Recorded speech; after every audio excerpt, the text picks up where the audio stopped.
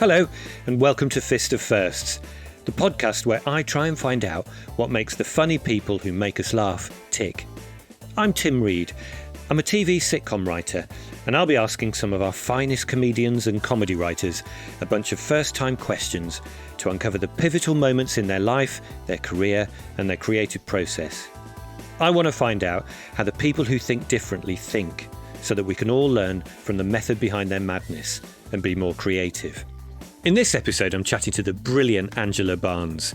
You'll know Angela either from Mock the Week, Newsjack, Live at the Apollo, Richard Osman's House of Games, or maybe from her podcast, We Are History, which she co-hosts with John O'Farrell. Angela is a fabulous stand-up comedian. She's winner of the BBC New Comedy Awards in 2011, and it was a real pleasure to chat to her for this episode. Enjoy. Angela, hello. Hello, Tim Reed. How are you doing? I'm really good, thanks. Yeah, how are you? Good. I love the way we're pretending that's the first time we've said hello. I know. We've had some gremlins, but I think we've sorted them out. But what a week it's been for you. You were on Have I Got News For You, and now you're on Fist of First. I mean, what? What a week. What a week. What a week to do Fist of First as well. That's 2 debuts in 1 week. Look at that. I know. And are you busy apart from that? Apart from those, any other debuts this week? No, it's pretty straightforward the rest of this week, I think. Well, I'm going to make it less straightforward now by asking you a random first-time question. The card. Just to kick us off. Yeah, I have this pack of Fist of First cards that I had specially made up, and they cost a fortune, so I have to use them every time just to keep them tax deductible. I was just going to say that makes them tax deductible, right? That's fine. It does, doesn't it? It does, exactly. Yeah, it's saved me an awful lot this tax year. So I'm going to give them a quick shuffle. Okay. And then whenever you feel like it, I have to say, from the Zoom, I can't actually see your hands on the cards, so it looks incredibly dodgy. That's funny. There we are. Yeah, you say when you want me to stop. Please stop. Yeah. Okay, I've stopped. There we go. Well, let's hope it's not a sexual first card. Then. Oh, well, it could be. First time you felt ashamed of yourself. Right now? No. Yeah. Gosh, what a deep question that is. I know. Probably quite young, getting told off at school, because I don't like being told off. I was always a good girl at school, and I'm a comedian, I'm a people pleaser, right? I think you're either, as a comedian, you're one of two things. You're either a rebel or a people pleaser. Yeah. And I was always a good girl at school, and I could never handle the rejection of being told off.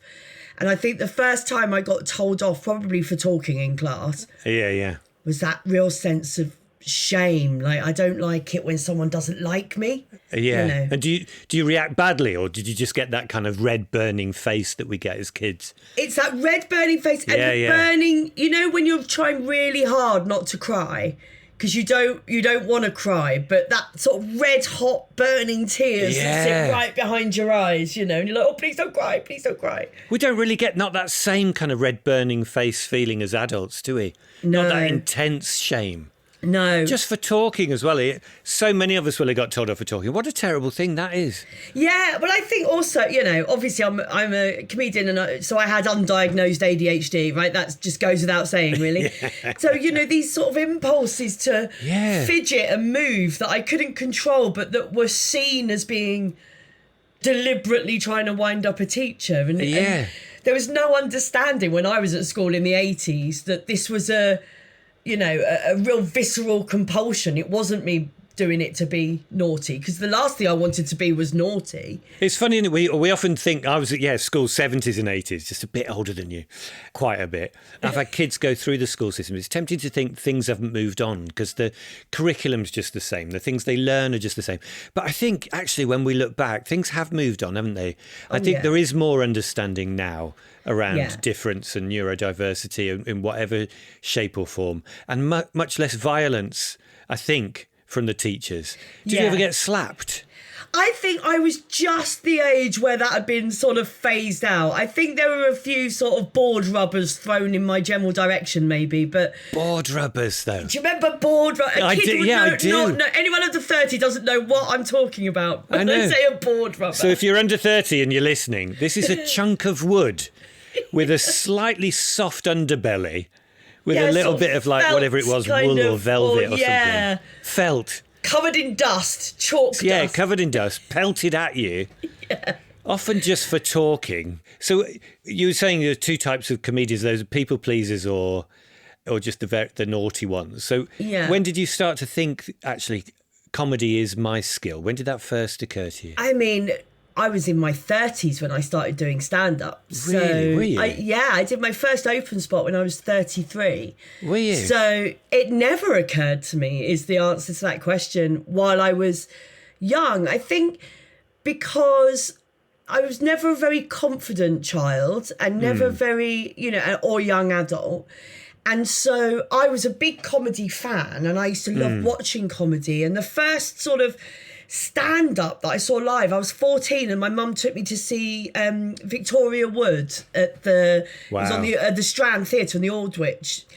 And it was just, I couldn't believe just this one woman talking. Yes, she did songs as well, but this one woman talking was like watching magic happen. These thousands of people were just in the palm of her hand and all she was doing was saying words. And it blew my mind. And so from that moment, comedy became an obsession. But it never once occurred to me because I just didn't have that level of self-confidence or, that it would be something I could do. It would always be something I would consume. That didn't come till much later. So you're in your early 30s then? So in your 20s... Because I read somewhere that you ran a comedy night or something before... So you were so obsessed, you were even like putting comedy on, but it still hadn't occurred to you to actually take part in it. Yeah. I used to do sort of Amdram and stuff. I loved being on stage, but I would want to be part of, someone else has written it and it was more a sort of social thing for me, really. I joined, they're called South London Theatre, which is this incredible community theatre group in West Norwood near Brixton. Yeah. And they've been going since the 60s, still going, an incredible group of people. And they put on 2 plays a month. It wasn't just a couple of Alan Bennett's a year. It was proper. And they've got this gorgeous theatre space. And I just went along there one day. I'd read about them. And I went along and just sort of found my people, And especially, I'd moved to London. I was in my 20s. You sort of, it's a city you can get really lost in, especially when you're a sort of drifting, depressed 20-something like I was. And it just happened that I started seeing a guy who I met through the theatre stuff who really wanted to be a stand-up. So he was sort of doing open spots. And so we started running a comedy night at the theatre just to raise funds for the youth theatre and things. Yeah. Eventually, we split up and I moved to Brighton, where I live now. Yeah. And I was just having a roast dinner in a pub in Brighton on the first week I'd moved down here. I'd lived here before. I'd been to university here. I just got talking to the people who ran the pub. They'd just taken it over. It was called the Farm Tavern in Hove. And they had a function room upstairs. And they were like, a bit of a loss at what to do with it. So I said, well, I'll run a comedy night for you if you like. I've got a few contacts. I've done it before. And it was called the Funny Farm. Yeah. Well, I look back on those days. I mean, this was in 2008. So I was, it must have been 2008. I was like 31 or something. And my sort of regular compares were Josh Widdicombe, James Acaster, Joel Dommett. Wow, really? So I had quite a good eye, I think.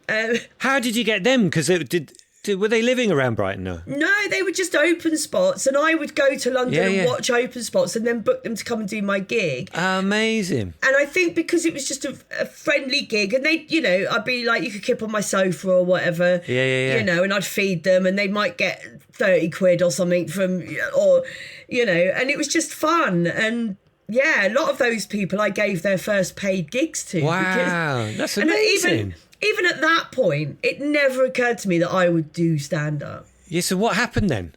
I mean, it sounds like it's a bit sort of a fairy tale kind of thing, I suppose. But it's my dad used to love comedy as well. And I grew up listening to comedy on the radio with my dad particularly. So when I started running these comedy nights in Brighton, he used to come down to them every month. He would be there. Unfortunately, he died very suddenly in 2008, in that summer. At that same time then? Yeah, around that time. So just as the Funny Farm was sort of picking up. And he'd always said to me, because I'd done Amdram and I'd performed, in his mind, it was a logical step for me to do this thing I loved. But I was more like, no, that's for those clever people that can do that. I can't do that. You know, and then when he died, it really, because he was only 60, you know, he's only, what is he, 12 years older than I am now when he died. And it just makes you go, well, life is short. And actually, and at the time, I wasn't doing what I wanted to be doing. And I didn't know what that thing was, really. I was very lost and very sort of, and so about a year after he died, I did the Jill Edwards stand-up comedy course at the Comedian in Brighton, which I think you've spoken to. Sean Walsh did it a couple of years before. Yes, that's right. Me. Yeah. So what were you doing at that time? Apart from the comedy club, did you have a day job as well? Yeah, so at that time I was working for a sort of social enterprise in Brighton that worked with homeless people. Yeah. So I'd worked, when I was in London, I'd been an outreach worker in mental health at that point. And then I moved to Brighton and I joined this sort of social enterprise that worked with people who had been homeless, had been rehomed and were sort of getting back on their feet. So to help them find work experience and training and things like that, which I really loved because I'd worked at the sort of business end of homelessness, which can be quite draining and, you know, hard. And then, but this job was very much about people who were coming out of that and a much more positive sort of... so had some hope and giving them hope and building on that. Exactly, and getting them through to the next phase. And so that's what I was doing when all this... And actually, the people I worked for, they were brilliant. And my boss had previously done the Jill Edwards course, and she'd done it. Yeah, it was all a bit of a coincidence, really. And she'd done it as a sort of... She wanted to have a go at comedy, and she'd done it before I started working there. I'd sort of taken a bit of a step down to do this job because I wanted to move to Brighton and I had been commuting to London. It was too much. I wanted to work in Brighton. So I'd taken a bit of a pay cut and I had like a training budget, but I'd done most of the training already that was on there. So it was my boss suggested, why don't you do the Jill Edwards and we'll using pay the training for it. budget. Amazing. Yeah. So fantastic. I don't think when she said that she thought I'd go, I'll do that, and then I'd bugger off and be a comedian. But that's what happened. So I remember when I was talking to Sean about it, he talked about that course, the Jill Edwards course, as his suddenly finding his tribe, other people who were as mad as he were or thought in the same chaotic, challenging way that he did. Did you have a similar experience? Was it kind of, as well as learning the tools and techniques, I guess? Well, kind of. I sort of already found them because I was running these nights, you know, and I was meeting all these comics. And Sean, you know, was an open spot then. Yeah. And I knew him. So he used to come and do Funny Farm all the time because then he was living in Brighton and, you know, so I used to book him all the time when he was an open spot. So when I'd sort of decided about a year after my dad died, you know, when the dust had settled a bit and I thought, do you know what? You only get one chance at this life. Have a go. What's the worst that can happen? I had this weird situation where I couldn't just go and try it because I knew all these comics and I didn't want to make a fool of myself in front of all these people that I booked, you know. So for me, the course was a sort of safe way of doing it. But I didn't tell anyone I was doing the course. And in fact, it was like a 12-week course. And I think on week 8 or something, Jill would get a professional comic to come and talk to the class about, you know, what it's like hustling for gigs and things. And it was Sean Walsh who was coming to talk to the class. So I bunked off that week because I didn't want him to know I was doing it. Really? Yeah, I was like, I need to do this in secret. This needs to be my thing so I can see if I can do it. Yeah. Before I go and embarrass myself in front of all these people I already know. And what did you get from that course then? What were the kind of skills and things that you learnt that you... Because you would have seen a lot of that, I suppose, with everyone coming to and performing in front of you and becoming your friends and doing it. But were there anything in that where you thought, that's how they do it? For me, it was mostly about the writing, I think. The sort of... What I say about a comedy course is they can't turn everyone into a comedian, because if they did, there'd be even more thousands of us than there are. Jill Edwards comedy course I did, there were 30 of us on that course, and 2 of us are still doing it, you know. Who was the other one on there? The other one is Adrienne Coles, who she runs clubs down on the South Coast and hosts them. But apart from that, I don't think there's no one else from my cohort that are still doing it. So that you need to have something in you. Yeah, of course. But I think what they can do, those courses, is sort of eliminate maybe a couple of years of making mistakes on the open mic circuit. Yeah, that's so. Just about sort of stagecraft, about how to stand, you know, not fiddling with the mic cable, not swaying and moving and pacing, and just all those physical things. And then just how to, because I knew the cadence of a joke. I knew through osmosis what that language of stand-up, because it is like learning a language, really. That's why, you know, getting up and telling a story you tell your mates down the pub doesn't work. Yeah. To the audience, it feels like that's what you're doing. But of course it isn't. It's set up punchline all the way through that story. Yeah. And so you've got to learn that language. And I think, you know, like learning any language, you can learn so much from just listening to it. But eventually you need to learn the grammar and the structure so that you can hang that stuff on it, you know. Yeah, there's the vocab is the one thing, knowing the words. Yeah. How they all string together, yeah. Exactly. And I think that's what the Jill Edwards course really gave me, is that sort of getting from, right, I know what funny is. I can sense that. I've got a good sense of that. But how do I turn knowing what it sounds like into actual jokes and the sort of what makes a joke, you know, what makes something break that tension in the room that then gives a laugh and all of that sort of stuff. So, you know, it can teach you that. But I think you still need to have something in you. Yeah, learning French doesn't turn you into a French poet. Yeah, exactly. It gives you the tools, but you still need that artistry or that creativity, that and knowing where to get the source material from as well, I suppose. What is funny, not just how to be funny, I suppose. So, and did you learn anything about that, or do you think you had that in you naturally? I think I was quite a comfortable performer, and I think part of that comes from having done Amdram and stuff, but also from my jobs. You know, when I worked, so I started off nursing and then I moved into mental health and homelessness and things. And what you learn in those jobs is never to show what's really going on in your head. You know, if you're in a situation where you're faced with something that's quite scary and quite upsetting and you have to look like you're calm and in control. That's so interesting. I think they call it, I remember when I was training as a nurse, they called it the nurse's mask. You know, you can't look at someone who's been in an accident and go, oh my God, that's disgusting. You know, you can't do that. You have to, it all has to go on inside. Of course. And so I think, however, even though backstage I'm still one of the most nervous people, I've got very high anxiety, and Jill Edwards always tells people the story about how on my first ever gig, when I did the showcase at the end of the course, so there were like 30 people on the course, and then you had to audition for the showcase, so only 12 people got to be in the showcase at the end. Right, yeah. And so I'd auditioned and got in, and she had originally put me on in the final section of the showcase, but she had to move me to the first section because I was so anxious and nervous backstage. I was just infecting everybody else. Oh no. You know, so anyone was feeling fine, then I'd come in and they weren't feeling bad. So she was like, we need to get you on that stage and done and out of here as quickly as possible. So that nurse's mask wasn't working then. It doesn't work backstage, it works on stage, but same with nursing, you know, in the staff room you can let it all out. Yeah, of course. Yeah, of course. So in what way then to you know, just that nurse's mind, that ability to hold it all in here and not let an audience see, how does that work in terms of the stagecraft? Well, it's funny because it's something I don't do consciously. Yeah. Because I know there's been situations I've been in where I've been extremely anxious and extremely nervous in certain, you know, jobs that I've had to do. And then I come off and the feedback was always, you're so calm. You just seem so calm and in control. And I'd be like, you have no idea. Like, you know, I was just throwing up back there and I've taken a fistful of beta blockers. That's why I look calm.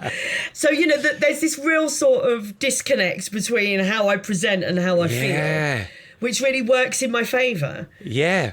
I wonder if that's true of most comedians. I've not spoken to people in exactly those terms, really. But thinking about your stage presence and stagecraft and stage character or persona, I can totally see that there are those moments where you almost take on this quite steely look, you know, in between your lines, or the moments when you pause, you look supremely confident, like almost like, come on then. Yeah. And to imagine that behind that is this masked fear is really like almost the opposite of what you'd imagine. So I can see why people say you look so brave or confident on stage, because you have this kind of sort of presence. Yeah. The time when I see people notice it is if they meet me after a show. So I'll do a show and on stage, and I say this, I am a highly anxious person. I'm medicated for anxiety. I've always been that person. But when I'm on stage, what I don't have is social anxiety, because it is always my turn to speak. I'm not worried about whether I'm talking too much or not enough. I don't have to worry about the other person in the conversation, because they are just an amorphous blob, So I don't have to look anyone in the eye. I don't have to, I'm just looking out and I'm in control. When they meet me after a show, if I'm leaving the venue and someone comes up, I was just at the show, they must think, who's this woman? Because that's when I'm like all jittery and oh, hello, one-on-one, with someone I've never met before. That's when the nerves come out. That's when, or a party, or very quickly, I remember my agent sort of, when I first started out going to Edinburgh, and he'd be like, go to all the parties and stuff, talk to people. And I thought, you don't know me at all. So I would go to these parties and just stand at the back, or find the one person I knew in the room and talk to them all night. And very quickly he was like, you don't need to bother with those. You're not built for networking. That's fine. It's so interesting, though, again, because that really vividly paints the difference in the environment when you're on stage and performing to normal life, if you like. My daughter has anxiety and is medicated for it. And a lot of her triggers are exactly the kind of things you were talking about that wouldn't be present on stage, like knowing when to speak. So she also has a learning disability, but it's the anxiety that is the real thing. The rest is nothing compared to the anxiety. But the anxiety comes through having to wait her turn, working out when to speak, when not to speak, or how to interrupt someone and join in a conversation.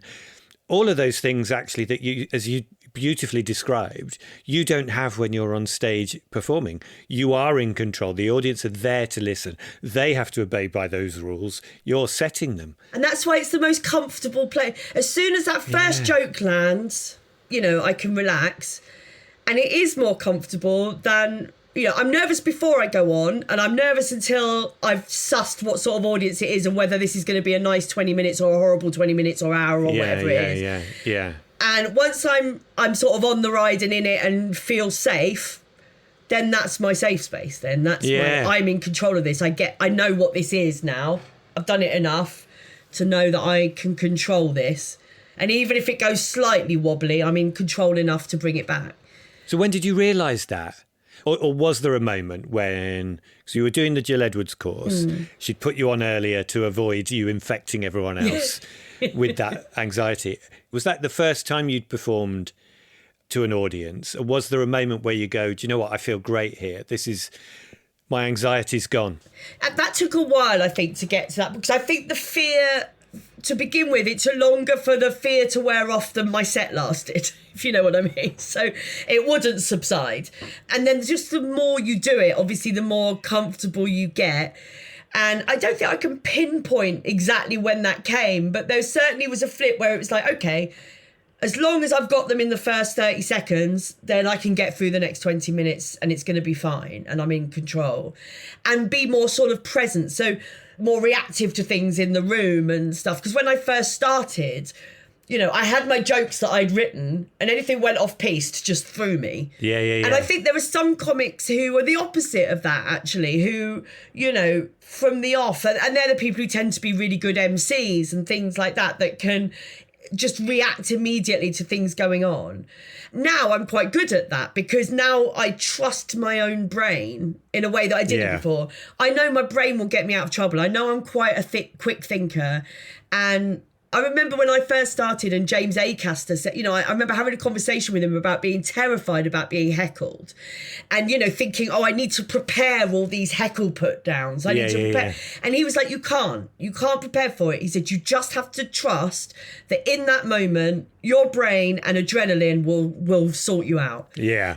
And he was right. When you can just relax, that's exactly what happens. And then so from that course, then, because you then went on and won a few awards before you did Edinburgh. What was that early few years like? So after doing the course, I sort of started doing the open mic circuit, and we're quite lucky here in Brighton. We've got a really good little open mic circuit, and then would start going to other places and doing open mic gigs as well. And it's always very handy when you run a gig, because you can say to people, you know, you can have a gig at a spot at my gig if I can have one at yours. So yeah, of course. I always found it quite easy to get spots, although I never did my own gig, because I was like, you know, don't shit on your own doorstep. Really? Yeah. Why? In case it didn't go well, or? Yeah, I think so. I think because it was, you know, I felt I curated my night very well, and I didn't think I was good enough for it. Wow. So why would I do it? I only performed at the very last one. I remember I had Nick Helm on, and he said, well, you can't, like, this is the last one. You can't not perform at your own gig. So I think I did like 10 minutes on the last one. By that time, were you well known by then to the audience? No, that was before. Oh, So that really? would have been sort of maybe beginning of 2011, around that time, I think. So it wasn't like the audience were feeling like, why is Angela not coming? No, it wasn't quite like that. Yeah. What did happen? So I used to, because I knew all these comics. So in 2009, 2010, 2011, I went up to the Edinburgh Fringe just to watch. So, you know, I'd started doing open spots, and I used to go up and tech other people's shows. So that way I'd get a bit of money to cover my expenses and stuff. And sometimes I'd, you know, get a room in one of their flats or whatever to stay in. So that's how I used to do the Fringe then. And I remember it was in 2011, I was going up to tech. It was Nish Kumar and Tom Neenan were in a double act called The Gentlemen of Leisure. And I was teching their show. And actually, it was the year before, it was 2010, that's right. And I thought, I'll do a few open spots while I'm in Edinburgh, but I still hadn't told anyone that I was doing it. So Nish Kumar was emceeing this open spot gig in Edinburgh. And so I said to him, you know, can I come and do 10 minutes? And he was like, oh, wow, okay, yeah, all right. Yeah. And I remember James Acaster and Josh Widdicombe were both on the bill. And I was going on really early, and they hadn't arrived when I was, and I thought, great, I'm going to get away with this. They won't see it. Nish called me off on stage, and I went up just as they walked in, and I saw James and Josh. So I'd seen them, and they were like looking at, what's she doing? Why is that booker getting up on stage? And luckily it went well. And I remember seeing James a couple of nights later. He was quite drunk in Edinburgh. And he was like, Josh and I were so relieved you weren't shit. We were like, what are we going to say to her if she's shit? Like, we want to do her gigs. I was going to say, with the pressure of seeing them, though, did that affect you? Or? Oh, yeah, I was so nervous. And then when I saw they were there, I was like, well, this could be the end of everything, this. You know, if this goes badly, they won't be able to look me in the eye. But luckily it was a good gig. Yeah. And then, it was in 2011 I did the BBC New Comedy Awards. Yes. And I sort of entered it really on a whim. I'd done a new at night thing at Up the Creek in Greenwich on their Thursday night. And there was oh gosh, I've completely forgotten her name. Menopause. That's not her name. Ali, who worked for CKP. I did well on the night, you know, and she came up to me. She said, have you entered the BBC New Comedy Awards? And I said, oh, I don't think I'm ready for that yet. She said, no, I think you should enter it. And it was a couple of days before the deadline. And this was in 2011, and you had to, even in 2011, the BBC didn't know what an MP3 was. So you had to record it onto a CD and send it in. And so I'd got a recording of one of my sets, like that'd been recorded on a phone or something. And I got my friend to rip the sound off and put it on a CD. But it was too late to post it. So I got the train into Broadcasting House and handed it in because it was at Radio 2. So I went and handed it in at Radio 2, and anyway got through and ended up winning it. So that was in June 2011 I won it. And that Edinburgh, I hadn't got a show ready or anything because I was just going to go up and tech and do open spots like I'd done before. And I remember Nish Kumar phoned me and said, well, you won't want to tech our show now, will you? Because you're BBC New. I was like, yeah, I'd still tech your show because I still need money. Like, I still need to. Yeah, really? They put on their flyer that their show was teched by BBC New Comedy Award winner. Amazing. Yeah. Time for a quick break. And your first time challenge. And if you remember, Foff-Offs, last week I gave you the topical challenge around I'm a Celebrity, Get Me Out of Here. So the challenge was, what's your first impressions? It's not really a challenge, is it? Just a request, really. A shout out. What are your first impressions of the new series of I'm a Celebrity, Get Me Out of Here? And if you've already got predictions of who's going to come first, to send those in. And I've had loads this time, so I'm going to read out some of the best ones. So Fiona says, first impressions, Jane's the Queen, but Talisa also wants to be the Queen, so there's definitely a fight coming in there. And Fiona's prediction for who's coming first, she says Jane will win. Sounds very confident about that, Fiona. You may well be right. And Sue emailed in saying, first impressions is everyone seems very nice. I wonder how long that'll last. And predictions for who's going to win, Sue reckons it's J.K. Barry. I think that's a good shout. I think she's had a very good start and she comes over very well, I think. And yeah, last one. So Ellie emailed in saying, first impressions is Danny is like your mate's happy dad who's just chuffed that their daughter's got a friend. I can see what you mean, Ellie. He does seem a very jolly chap. He seems like he'd be good fun to hang out with, doesn't he, Danny? And Ellie's prediction, Melvin will be the first to go. Oh, and GK to win it. Okay, so we've got 2 votes for GK, 1 for Jane, but a Melvin first to go. So that makes me think, actually, for next week, we may well have someone about to go out. So this week, email me in. Your challenge is, or your shout out, who do you think will be first to go? Apologies to any foff-offs who aren't watching I'm a Celebrity. But if you're not, just email me anything fun, interesting, mad, weird, surprising that you've done for the first time this week. So you're just a first of the week story. But if you are watching, who do you think is going to get kicked out first? Who's the first to go from the jungle this year? And if anyone correctly predicts who's the first to go, I will send you the Fist of First card that sparked Justin Morehouse's amazing arse-wiping story. So the first time you got drunk, I will sign it and send you that card.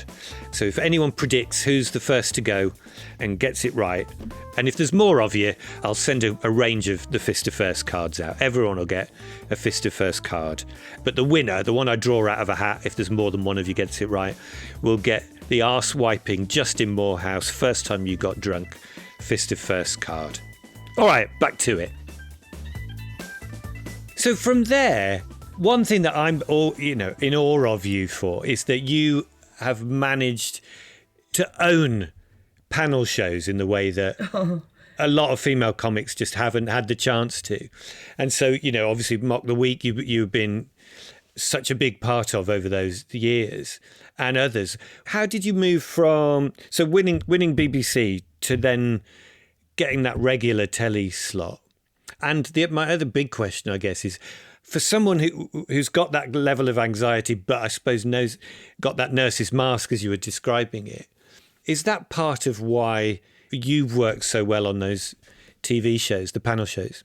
I think so. I mean, it's a mixture, as it always is in the entertainment industry. It's always a mixture of graft and luck. Yeah, of course. Right? I don't believe anyone gets there purely on luck. And unfortunately, nobody gets there purely on hard graft. Yeah. It's a combination of the two. And I was, I've been lucky to have that combination of the two. So having won the BBC New Comedy Award, that was the real... Because up to that point, I hadn't really seen a future where I was a professional comic making a living doing that. I would have liked that, but that only happened to a handful of people, and I didn't feel like I particularly had anything to offer that a million other people didn't have. So winning that was the first moment in my head where it was like, oh, crikey, this could be your job now, Yeah. And at that point, in 2011, how old was I then? I was 35, I think. So, I'm not a spring chicken in terms of the entertainment business, particularly as a woman. So I thought when I won that, I kind of had two choices. I was like, either you can go, well, that was fun, wasn't it? You won a thing, well done. Or you can go, well, this is an opportunity you've been given. Get your head down, work hard. And I was lucky in that I was in a position where I was single at the time. I was renting. I don't have kids. So I had no responsibility to anyone but me in that moment. So I was like, well, I can go part-time at work and live on baked beans if I have to, and hustle this and get my head down and work. You know, I was in a position where that was a very easy decision to make, you know. And the person I always compare that to is like Romesh and I started at around the same time. We both started in Brighton because he lived in Crawley. Yeah. And we both sort of reached that point at the same time. And my decision was a lot easier to make than his because he was a headmaster at a school with kids. You know, it was a much more difficult leap for him to make than it was for me, and probably gave him that, you know, as well as him obviously being just effortlessly brilliant and a workaholic. But that he had to be, because he had to prove to himself, to anyone else, that it this right wasn't decision. A stupid decision. To leave a of solid course. job and all of those things. So it was a very different situation for me. I could do it without really harming anyone but myself. And I very much knew that, you know, the sort of jobs I was doing would always be there. I could always go backwards. Yeah, that sector, always in demand, isn't it? Yeah, there's never not homeless people to work with. So, you know, I didn't have that worry. So, yeah, I sort of took that leap, really. And then eventually I signed to Off the Curb, who are obviously, you know, one of the biggest comedy agencies in the country. And my agent at Off the Curb, who's now looked after me for getting on for 12 years, Rick, he's very good at knowing when to push me and when not to. He knows I'm a very anxious person, but he also knows that I can push through that, but sometimes I need to be kicked through that, you know. Otherwise I won't do anything.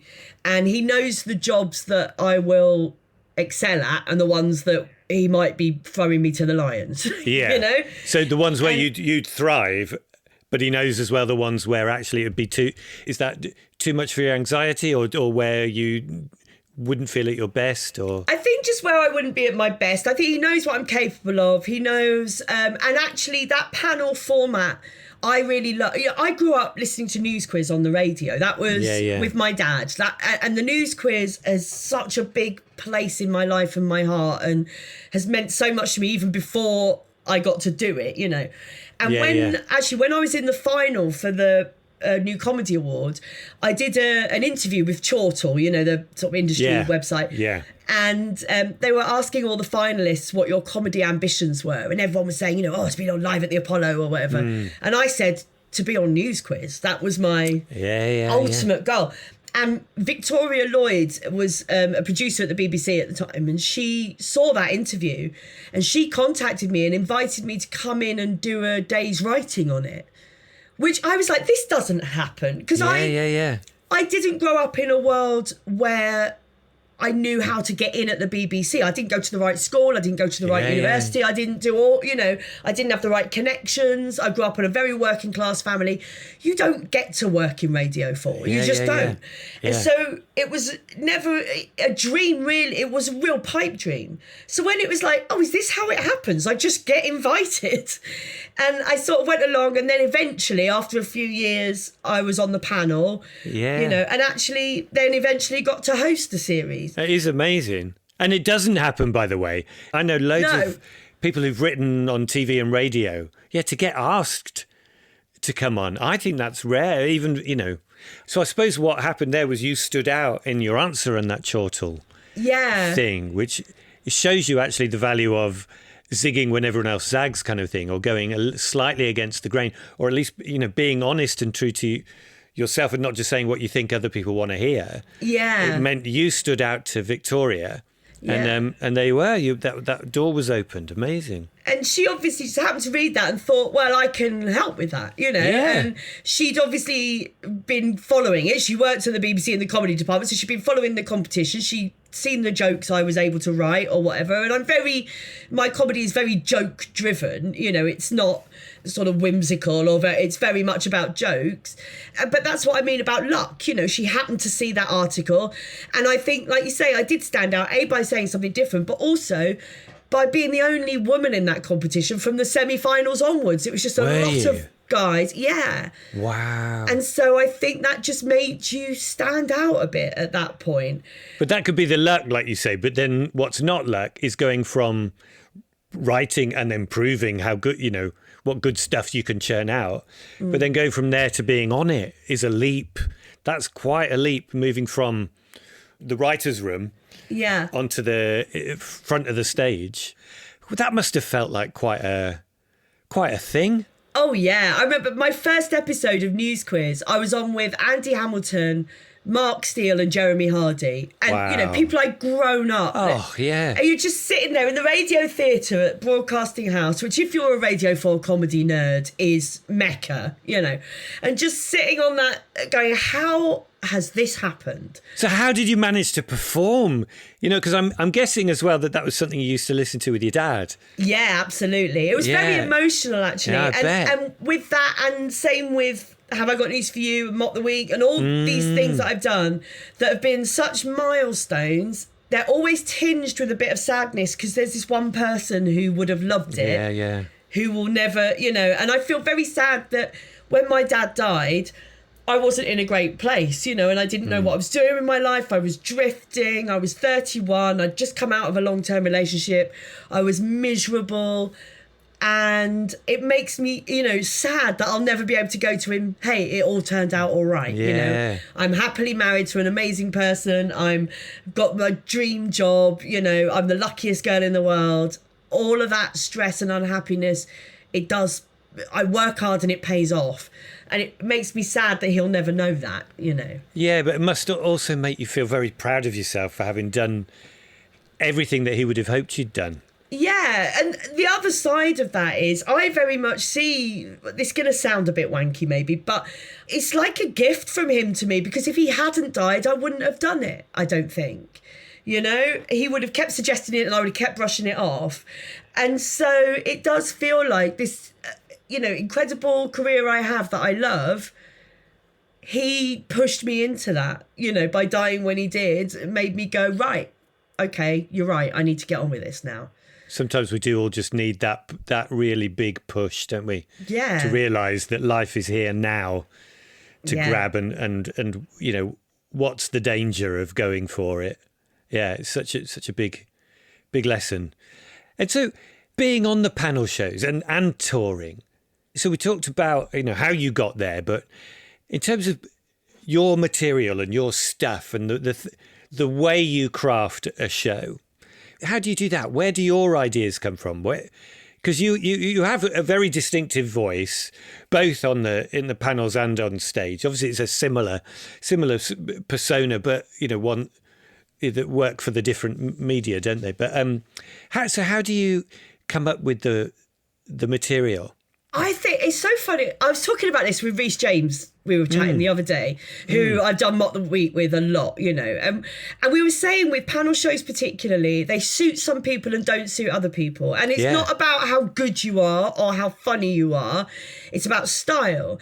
And the fact is, when you're doing a topical panel show that they have to turn around in a day or 2 days, it has to be on TV. Yeah. You need to be, if you're going to be on those shows and thrive, you can't be someone who does rambling long 5-minute stories. Because in a 28-minute show, there's not room for your 5-minute story. Yeah. Whereas if you do short jokes that have a really obvious edit point, then you're a dream to the editor and they're going to ask you back. That's the bottom line. It's really practical when it comes to those shows.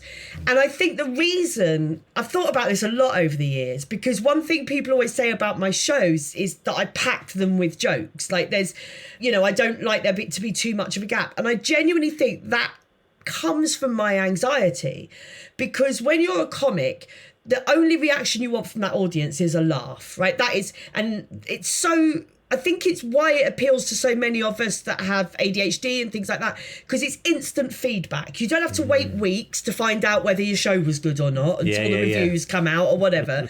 In that second, in that room, whether that joke's worked or not, or whether they enjoyed that show or not.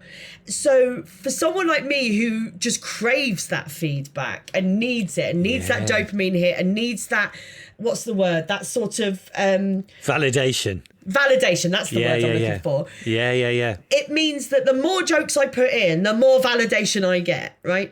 And that if I put in a big, long, rambling bit with a great joke at the end of it, even though I've not given them a punchline for a minute, I'm still spending that minute going, why aren't they laughing? Why aren't they laughing? Yeah. You know? Yeah, as a sitcom writer, it can take 3 years before you find out if your thing is any good or not. Yeah. Which is so frustrating. Or if you write a novel, or if you write you have to just put that thing out there. And also you can't fix it. Like, if I'm in the middle of a show and they're not laughing, I can change gear. I can try and fix it. I can go, right, this audience isn't going for this type of joke. Maybe they'll go for this type of joke. And once you've been going long enough, when you first start out, you've got what you've got and it's tough luck if they don't like it. But when you've been going a while, you've got this bank of material to draw on. You can play and try and fix it in that moment. Whereas if you put a book out there, you can't go, hang on a minute, give me that back, I'll change it so you like it. Yeah. And is that how you fix it live in the moment? Is drawing on other material rather than kind of creating there? Or is it a mix of the two? Bit of both, I think. Sometimes you just, if something's just not working for whatever reason, you just need a laugh so you can move on, because tense people don't laugh. And people who are expected to laugh but aren't being given something funny get tense. So you have to break that tension, even if it's just by saying, well, that didn't work, did it? Just acknowledge. You can't pretend it worked, or you can't pretend it hasn't happened. You have to acknowledge it in that moment, and then you can break the tension and move on. You do have this bank. I always say this, like, your brain splits in two on stage, and you've got the brain that's controlling your mouth and the words are coming out, and then you've got this other brain that is sort of going, right, they're not going for this, what else have we got, and they're busy working in the background, sorting through the library, trying to see and you sort of have this conversation with yourself, and you're like, oh, they went for that in Winchester, but they're not enjoying it in Cardiff. Like, what can I do here? And it's like you're sort of having this conversation with yourself on stage. And is that conversation going on all the time? So the two brains are thinking, but you're all the time, the brain that's analysing and thinking about, how to steer it is always talking to the bit that's doing. It's like circular breathing, when you learn to. If anyone is watching the screen, he's a didgeridoo player. Before I did that when we started, and I've just done that now. I'm playing a didgeridoo and shuffling a pack of cards. Of course you are, Tim. You tell yourself that. But with the didgeridoo, you kind of it's you breathe through your nose while you're breathing out of your mouth. It's not the best analogy, but it's your brain doing two things. Yeah. And sometimes I find if I'm tired or not really feeling it that day or whatever, there's a danger. Or sometimes if your material, this is always the sign, I think, that you need to write a new joke or you need to lose a joke from your set. Is when you're so bored of it that actually what happens is while one part of your brain is doing it, the other part of your brain's going, oh, I'm going to have fish and chips for tea. And that's when you're like, oh, okay, that bit of material's dead now because you're not even analysing it anymore. Do you have that split brain right from the start, or does that take years to get that nimble? I think that takes a while. I think that takes practice on stage. I think your brain probably does split, but the split bit isn't working for you, it's working against you at the start. It's going, oh my God, what are you doing here? This is insane. So you've got to work through those early years then to get to that. Absolutely. And because you feel like it's only recently, like really recently, that the imposter syndrome is still there, but it's starting to wear off a bit. Because the thing with comedy is you don't go and do 3 years training at comedy school and get your certificate at the end of it and they say, now you're a comedian. You sort of start doing it and then suddenly you're in it. And eventually, people suddenly want to pay you to do a job. And you can't go to them, no, you've made a mistake there, I'm not. Yeah. And I remember when I first started doing circuit gigs and doing Just the Tonic in Leicester. And I remember being stood at the back of the room and watching, I was on in the middle and watching the first act. And then just having this panic attack when I suddenly realised that I was going to be up there in a minute, that I wasn't a punter. Enjoying the show. Because I felt like a punter enjoying the show. Yeah. And I just remember going, I can't get up there. That's insane. Really? And how long had you been doing at that point? By that point, probably a couple of years. Well, really still. And I was still just like, oh, this is silly. Whose idea was this? Someone's made a terrible mistake. And I think that always stays with. I always say, I think complacency is the enemy of comedy. Yeah. I think the minute Yeah. you think you're a brilliant comedian and everything you touch turns to gold and everything you say is fun, you're doomed. And I Yeah. remember very early on, it was about 10 years ago now, I supported Alan Carr and he was doing some work in progress shows. And I remember being backstage with Alan Carr, who's obviously brilliant. And by that, 10 years ago was a household name. He was doing Chatty Man and all of these things. And he was backstage at these small theatres doing these work in progress shows, shitting himself. Going, oh God, what if they don't go for that bit? Oh God, this bit's it's not good enough. It's not. And I thought, oh, you have to be like that. Yeah. That's part of it. And if you're not, that's when you lose it. Yeah, and I've seen that with all of the great comics that I love, that I've got to know a bit, are exactly the same. Yeah, and I'm sure that's right. I'm sure as soon as you're not, then it's time to go into a serious acting. Yeah, or one of exactly. those sitcoms that isn't funny. Yeah, that's right. It's time to start doing that. Because it means you don't care anymore. And if you don't care, then it's not going to, you've got to care. John Richardson's, I know you work a lot with John. Yeah. When I've done work in progress stuff with John, and you see him with his 4-colour biro backstage with his head down in his book and you're like... Oh, he works so hard to be as good as he is, of course. And I'm sure that's true of everyone. Because it's, as you said, the luck is only one thing. You've got to be brilliant, but you've also got to work hard. Yeah. In fact, Russell Kane, who I've chatted to about this, his equation of it is he said it's 95% hard work, working like your arse off, 4% talent and 1% luck. But you've got to have all of that. I think I got that right. It'd be embarrassing if I listen back to... sounds about right to me. Yeah, sounds about right, isn't it? It's that, that bit on stage, the bit that people see on stage or on their television or they hear on the radio is the tiniest part of the job. Most of my job is sitting at this desk. You can see I've got blackboards behind me. That's where, just writing crap on there, sitting at this desk, having a breakdown going, I've run out of ideas, I'll never have an idea again. And, trying to pull it. That's the majority of the... Or sitting in my car, driving 30,000 miles a year, eating shit sandwiches at a petrol station. That's the reality of the job, particularly for a comic where we don't have people doing that stuff for us. Yeah, no, absolutely. I'm going to get onto it. I've got listeners' questions in a bit, but great. You mentioned that blackboard behind you. Yeah. Where you chuck your ideas at. Is that how you work? And you throw all the ideas down and see where the good ones are. I'm quite a visual person. I realised very early on that sitting at a laptop for 8 hours a day does not work for me. And all that happens is I get frustrated and I go, oh, well, I must be crap at this. And I've realised how I work is as I go about my day, I'm a copious note maker, right? So if I see something funny, I write it down because I will forget it otherwise.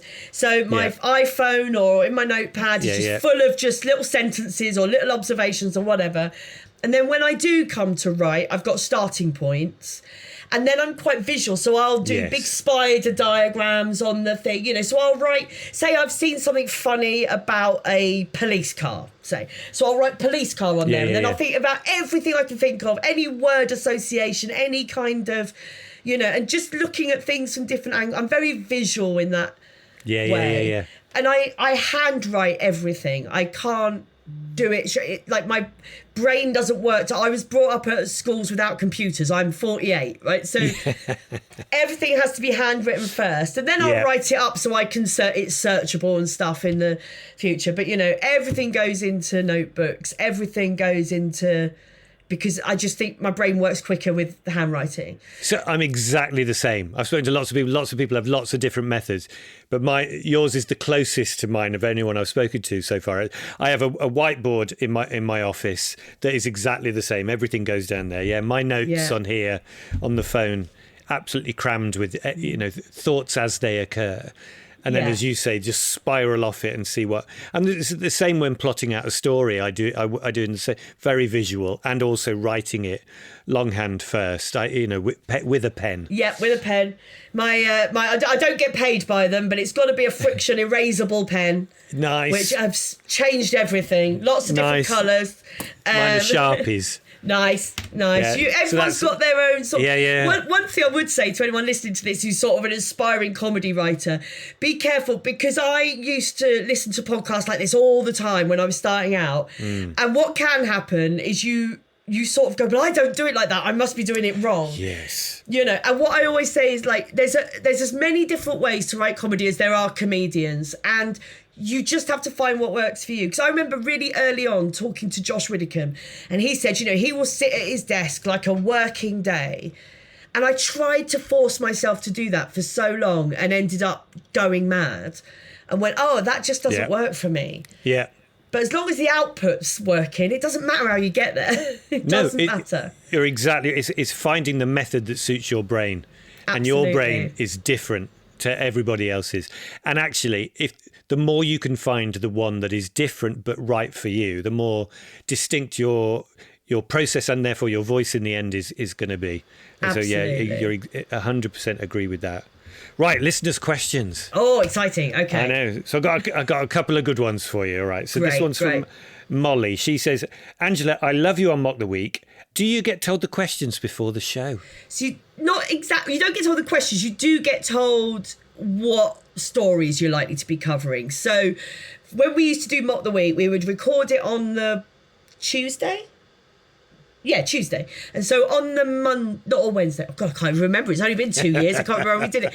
But the day before, anyway, the production team would send you an email, and usually, I mean, you'd work out what stories you'd be talking about anyway, because it's whatever's in the news. Yeah, it'd be the budget, the US election, You'd know what it's going to be. Basically, any story that's at the top of the news where there hasn't been a load of casualties, then you're going to be talking about it. You tend not to. It's funny, when I did Have I Got News For You last week, and there were loads of people on Twitter going, oh, there's censorship. They've not mentioned the genocide in Gaza. You're like, it's a comedy show. Yeah. Are you mad? Wow. I didn't see that. Wow. How can you expect us to write jokes about that? Could you imagine the backlash if you tried to be funny about that? Did they think it was question time? Yeah, it blew my mind. There were so many people. Oh, it's censored. It's not censored. We're just a comedy show. We're not idiots. So on one Mock the Week, I can't believe it's 2 years. It's 2 years. Yeah, it was 2 years in October was the last one. Was it? The last one? When we recorded the last one, the next day, Liz Truss resigned. And we were like, couldn't you have resigned a day earlier? Oh, yeah. Mad. Yeah, funny. Also on that, there was the one... Oh, no, it was still news, wasn't it? The wheel, where the wheel went round, there was still news, wasn't it? When you'd have to get onto the performance area. With that, you were... Okay, like, it doesn't matter to say it now. With that, you chose what that subject was. Oh, really? I've got a bit of stand-up on this theme. How about we put that on the wheel? Yeah. Because that was your moment, particularly for new comics, that was your moment where you get your 2 minutes to do your best gear. So, yeah, you did get a heads up about that. Yeah, that was the deal. But the stories you just get... And obviously, there'd be all those silly stories at the end. So it might be like, all right, but this week we're going to talk about a dolphin that can talk or whatever it was. Yeah. So, yeah, you get a heads up. But it wouldn't be like, these are the words that Dara's going to say. Yeah, these are the words that you're going to say. Yeah. It's, just a point in the direction. Yeah. And there's lots of people who'd say it was scripted. It's not scripted. You would prepare what you were going to say or what some jokes or whatever. Yeah. But it'd be mad to do a TV show that's going to go out, that isn't prepared. Exactly. There was preparation involved. Last question. This is from Heidi. She says, can you please ask Angela if she uses any of the following terms? Pogging, choring, chavvy or kushti? Chavvy, yes, probably. Kushti, obviously. Yeah. Pogging? I don't think I know pogging. Do you not know pogging? So that's from Heidi. She's my wife. Yeah. So she found out you're from Maidstone. She's from Gillingham, Chatham. Oh, she's proper Medway town. Medway proper towns. Chavvy. Yeah. So pogging, I think, is like if you're staring at someone, what are you pogging at? Oh, I've not heard that one. Have you not? No, that must be proper Medway towns. Yeah, and so what is equally definitely very Medway towns, chawing, I think that's nicking. I think that's like going and if you're chawing, you're shoplifting. Shoplifting. See, I'm too much of a good girl, Heidi. That's the problem. Lovely. Then the last thing. What I'd like to end, so I've asked you lots of first-time questions. I'd like to finish with the last. So what was the last act you saw that for the first time that blew you away? So like a recommendation, someone you've recently discovered. Okay, I don't think I'm alone in recently discovering this person, but Mary-Elaine Robertson. I don't know if you've seen her. I haven't, she no. is from the Shetland Islands. She's a stand-up, but she also is a sort of folk storyteller. And her show in Edinburgh this year was fantastic. And her accent, I mean, I could listen to her read out the phone book. Her accent is so beautiful. But I just love what she's doing. She's sort of mixing these mythical tales with proper observational stand-up. Amazing. And it works so well. So yeah, Mary-Elaine Robertson is my big tip for big things. Mary-Elaine Robertson. Yeah. Amazing. Well, we'll look out for that. As we will, so you're touring as well, aren't you? You've got a tour. Starts in the new year. So the tour starts in February 2025. It's called Angst. If you live in Scotland, don't panic when you see the tour dates. I will be coming to Scotland in the autumn, and those dates will be on sale a bit later on. So the spring dates are on sale now. Autumn dates will be on sale soon. Angela, it's such a pleasure chatting to you. I could chat for days to you about stuff like that. So it's been a real joy, Thanks, joy. Chloe. And likewise, I'm such a huge fan of Car Share. I was a bit starstruck. So thank you so much for having me. I'm really chuffed. Go and see Angela on tour. She's an absolute stand-up queen. angelabarnescomedy.co.uk. Oh, there were so many brilliant things in there. The nurse's mask. That idea of literally putting on a brave face. Not because you're reassuring someone whose leg has just broken in two, but because it helps you perform. We all do that at some point, but it was really interesting to think about stand-up comedians doing it. And if they're crapping themselves backstage, but need to put on a face that tells the audience that they're in total control and make the audience feel like they're in safe hands. It's remarkable, really, that they can just put on that mask in the way that Angela described. And Angela talked about her brain splitting in two, so that one half is focused on what's happening now, on delivering a performance, and the other half of her brain is working away in the background, sorting through her library of material and working out what she could do next or do differently to fix any issues or build on what's happening in the moment. I completely get that when I'm facilitating idea sessions or involved in any creative collaboration. My brain works in the same way. You're actively contributing to an idea as it's growing, but also somewhere else in your brain, a new idea that's been sparked by that conversation. And you kind of have to let it percolate away in the background as you build the current idea and then revisit it or swap brains to think about that idea when its turn comes. I think that's something we can all do and all get better at with practice. It's like learning how to do circular breathing, where you breathe out through your mouth while breathing in through your nose, the way didgeridoo players do it. That's what I was trying to do. And Angela talked about the importance of finding your own way to be creative and build ideas. That's so true. We all think and work in different ways, so we all need different methods of gathering those thoughts and building them into ideas.